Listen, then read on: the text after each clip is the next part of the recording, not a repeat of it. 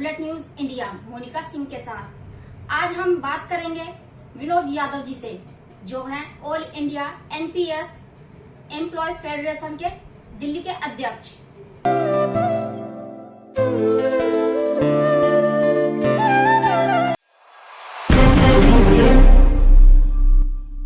नमस्कार, आप देख रहे हैं bullet news India Monika Singh के साथ।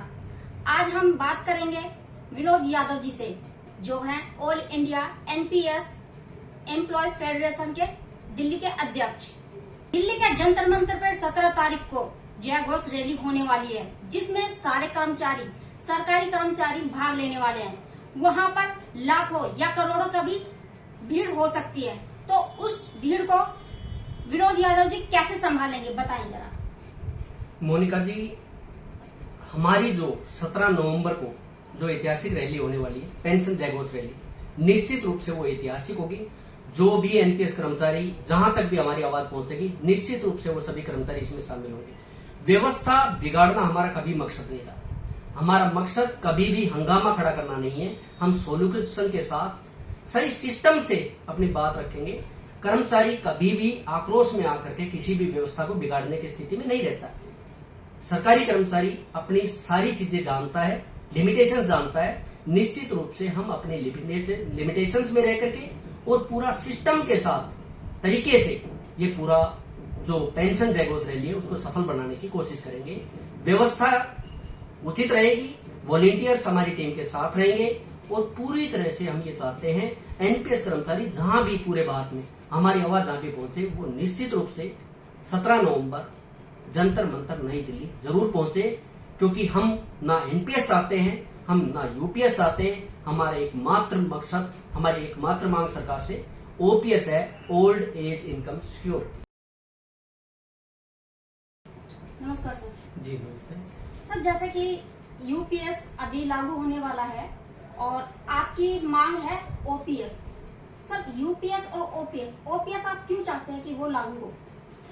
मोनिका जी, पहले तो समय निकालने के लिए बहुत बहुत धन्यवाद। यूपीएस को हम बोलते हैं उल्टा पुल्टा स्कीम। ओपीएस एक ओल्ड एज इनकम सिक्योरिटी की बात करते हैं और यूपीएस में कर्मचारी का पूरा कॉर्पस लेकर के और 50% की प्लस डीए की गारंटी देना कहीं भी न्यायोचित नहीं है। हमें लगता है कि ओपीएस जो हमें ओल्ड एज इनकम सिक्योरिटी देती है, जिसमें लास्ट बेसिक का 50% प्लस डीए और जो हमारा कॉर्पस है वो हमें वापस मिल जाता है, वो चीज हमें चाहिए। हमें यूपीएस उल्टा पुल्टा स्कीम नहीं चाहिए। और हम बात करते हैं क्योंकि देश एक सिस्टम से चलता है। आज बात होती है एक देश एक विधान एक संविधान, और आजकल चर्चा चल रही है एक देश एक चुनाव। जब ये सारी चीजें हो सकती है तो फिर एनपीएस, ओपीएस, यूपीएस क्यों? आराम से सभी को एक बराबर दे दो। ओपीएस जो मान्य ले रहे हैं वही हमें चाहिए। कर्मचारी 30-35 साल सेवा देने के बाद वही ओल्ड एज इनकम सिक्योरिटी तो मांग रहा है आपसे।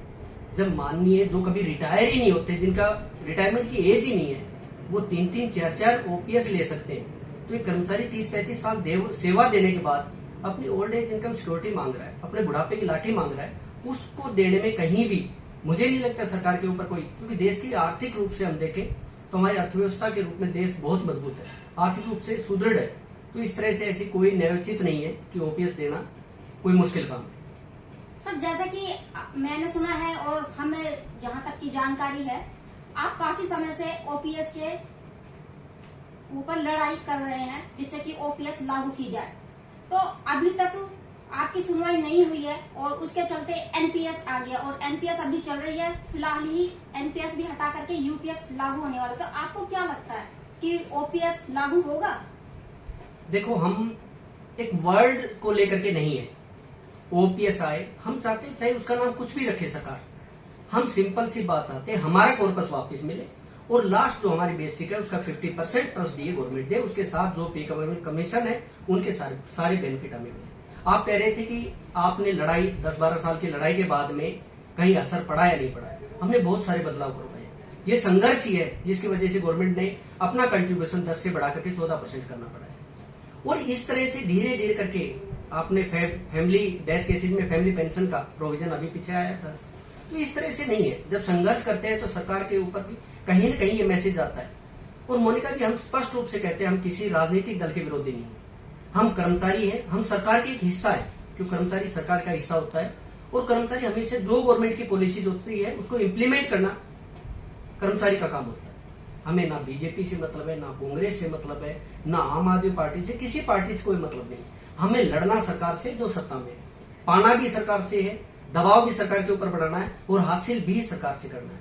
हम सिंपल सी बात करते हैं, मैंने पहले भी कहा है, जब इलेक्टेड को दिया जा सकता है तो सिलेक्टेड को क्यों नहीं? जब माननीय इलेक्टेड होकर के एक दिन भी बन जाते हैं तो उनको ओपीएस दी जाती है। हम अपनी मेहनत से इतनी कठिन मेहनत करते हैं, आजकल कंपटीशन का टाइम है, तब जाकर के हमें गवर्नमेंट जॉब मिलती है। जब गवर्नमेंट जॉब मिलती है तो उसको एक गवर्नमेंट जॉब का क्रेज क्या था? पेंशन। और पेंशन ऐसी थी जिसमें यह था कि आराम से रिटायरमेंट के बाद जीवन यापन चल जाए। यदि उसके ऊपर भी आंच आ जाएगी, गवर्नमेंट उसको भी छीन लेगी, फिर गवर्नमेंट जॉब का क्रेज क्या रहेगा? हम चाहते हैं कि आराम से हम जो प्रोविजन चाह रहे हैं वो गवर्नमेंट से दे, हम भी आराम से नौकरी करेंगे, किसी तरह की कोई दिक्कत नहीं। टकराव तभी तक है जब हमारी जो मांगे हैं जायज मांगे, कहीं से इलॉजिकल बात नहीं कर रहे हम वो लोग हैं, हमारा मकसद हंगामा करना नहीं है, हम सॉल्यूशन के साथ हैं। जहां सरकार जैसा चाहे हम सॉल्यूशन हम दे सकते हैं और सरकार को उसमें कहीं कोई धोखा नहीं है, कोई दिक्कत नहीं है, कोई समस्या नहीं है, बस मनसा ठीक नहीं है लगता है।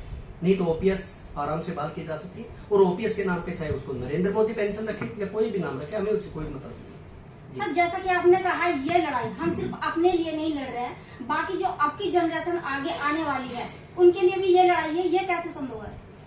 देखो, यदि जो एनपीएस के अंडर जो 2004 में जो इम्प्लीमेंट की गई उसके आउटपुट हमें जब रिटायर हुए वो एम्प्लॉय, तब हमें समझ में आया कहीं न कहीं एनपीएस खराब है। यदि अब भी हम नहीं लड़े तो अगली जनरेशन का क्या होगा, वास्तव में सोचने वाली बात है। क्योंकि आजकल जो नई जनरेशन है, हम अपने बच्चों की तरफ देखते हैं तो ब्रेन ड्रेन हो रहा है, सिस्टम बदल रहा है। उसके लिए कहीं न कहीं ओल्ड एज में हमें सिक्योरिटी की जरूरत है। यदि बच्चे हमारे साथ नहीं है तो हमें सर्वाइव करने के लिए कहीं न कहीं इतनी राशि तो चाहिए जिससे हमारा जीवन यापन आराम से हो पाए, और वही चीज हम सरकार से मांगते हैं। पेंशन है, पेंशन एक तरह से ये जीवन यापन आराम से हो जाए, हमें और ज्यादा मोटा कुछ थोड़ी चाहिए। आराम से 30-35 साल सेवा दिए तो उसके एवज में हम अपनी सोशल सिक्योरिटी तो मांग रहे हैं। जी सर, जैसे कि अभी आपने खुद अपने मुंह से अभी कहा है कि हमने काफी चेंज करवाए हैं, एनपीएस में भी काफी चेंज हुआ है, तो जब एनपीएस में भी चेंज हो चुका है तो उसके बावजूद भी आप ओपीएस को ही लागू करवाना चाहते हैं? एनपीएस ही रहने दीजिए या फिर आप एनपीएस के लिए भी लड़ सकते हैं कि वही रही जाए, फिर भी आप यूपीएस के बदले ओपीएस? थोड़ा सा मोनिका जी समझने की बात है, एनपीएस और ओपीएस में अंतर क्या है? हमारा जो पैसा है, हम जब ज्वाइन करते हैं, सीआरए का एनएसडीएल का परफॉर्मा होता है, उसको फिलअप करते हैं, उसमें हम डालते हैं इतना % आईसीआई में, इतना यूटीआई में, इतना इसमें, वो पैसा हमारा मार्केट में लगा हुआ है। मार्केट, यही जो मार्केट है वो कभी 6,000 से 20,000 पहुंचती है। मार्केट के हवाले कर्मचारियों का कॉर्पस लगा देना कहीं भी कोई समझदारी नहीं है। जिस समय रिटायरमेंट ज्यादा होंगी वो पैसा निकाला जाएगा और जो एनएवी है, नेट एसेट वैल्यू है हमारी यूनिट की, वो एकदम से नीचे चल जाएगी। जो लगभग अब 40 है, वो पता नहीं, खुदा न खास्ता हो सकता है मार्केट डाउन गई तो और नीचे चल जाएगी। तब हम सर्वाइव कैसे करेंगे? हमारा कॉर्पस जो लगाया हुआ है वो पैसा भी ऐसा नहीं हो कभी और उससे भी नीचे चला जाए। हम रिटर्न की श्योरिटी चाहते हैं, जो ओपीएस बात करता है। एनपीएस में कहीं भी रिटर्न की श्योरिटी की बात नहीं है, हम चाहते हैं गारंटीड पेंशन की बात करते हैं, वो हमें मिलनी चाहिए। यूपीएस में हम गारंटीड तो बात की है, लेकिन कहीं न कहीं जो सेंट्रल गवर्नमेंट एम्प्लॉय है या जिनकी लेंथ ऑफ सर्विस ठीक ठाक है, उनके साथ धोखा है। हमारा पूरा कॉर्पस लेकर के और एक लॉलीपॉप दे देना, वो कोई समझदारी नहीं है। हम चाहते हैं कि हमारा जो कॉर्पस है, लगभग जो 40 के आसपास जो परसेंटेज है, हमारा कॉर्पस दे दो, और जो 50% और जो डीए की बात करते हैं वो हमें पेंशन दे दीजिए, हमें कोई दिक्कत नहीं है। अगर सरकार आपकी मांग को नहीं पूरा करती है तो आगे की आपकी रणनीति क्या होगी? सर, मोनिका जी, संघर्ष हमने ओपीएस के लिए किया है, ओल्ड एज इनकम सिक्योरिटी के लिए किया है, और आपके माध्यम से मैं एनपीएस सभी कर्मचारियों से आह्वान भी करता हूं, निवेदन भी करता हूं। 17 नवंबर दिल्ली में एक बहुत बड़ी जय घोष पेंशन रैली होगी। इसमें पूरी ताकत के साथ संघर्ष करेंगे हम, और हमारी जो मांग ओल्ड एज इनकम सिक्योरिटी की बात करते हैं उसके लिए पूरी ताकत लगाएंगे, क्योंकि संघर्ष हमारा जब तक रहेगा जब तक पूरे देश में ओपीएस बहाल नहीं हो जाती।